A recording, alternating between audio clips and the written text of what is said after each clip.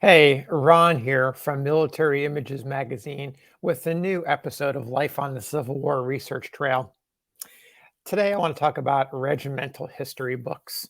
You know, these volumes, they were written in the latter part of the 19th century, early 20th century, after the war, by men who served the Grand Army of the Republic and the United Confederate Veterans would form, sometimes the regiments would form committees, sometimes they would hire a professional writer, a journalist to do the book.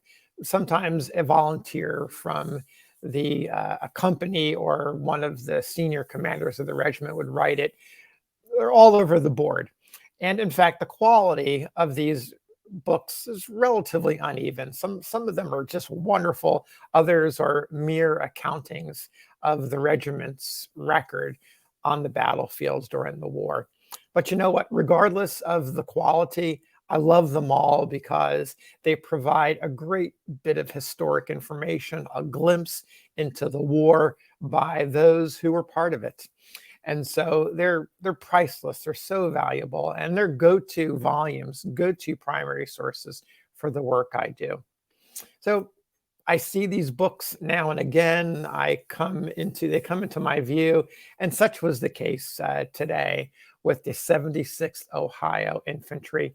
I was doing some research about General Sherman and General McPherson and found a wonderful little anecdote. But before I get to the anecdote, I do want to say a few words about the book itself. It's called Reminiscences of a Boy's Service with the 76th Ohio, and it was written by Charles A. Willison, who was in the ranks of the regiment during the war. The book is really short. It's only 140 pages, which may sound like a lot. However, compared to other regimental histories that can be in the many hundreds of pages, it is relatively small. And I want to read to you the dedication because it's so personal, and it also points to the feelings that uh, men in the regiment had that their record should be preserved. So here it is. Quote, "It seems unfortunate that the brave old 76th Regiment, embracing in its ranks so many men of bright mind and literary qualifications, has not developed an historian eloquent to do the subject the justice its stirring record invites, as Captain Kibler wrote the author of this little work when urging that these reminiscences be put in permanent form. Captain Kibler said, 'We haven't in print a great deal of the history of the active part performed by the regiment in the war, and pity it is that it is so.' To the members of the dear old 76th, the few who yet survive, and the memory of the hosts who have passed over the divide, this little work is humbly dedicated." And so Charles Willison, who was a boy, was a teenager when the war began, wrote this when he was in his 60s, and he does the regiment justice.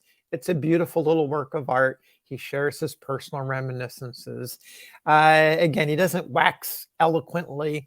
The language is plain and simple, and it's refreshing in its own way.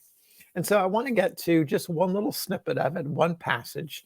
This is where he sees Sherman and McPherson. And keep in mind, he's an impressionable young man. Leadership is so important, and confidence in that leadership is critical to success. So here he is, an Ohio boy who is in the Atlanta campaign. And as he's marching by, he sees these two great generals. So here's the passage.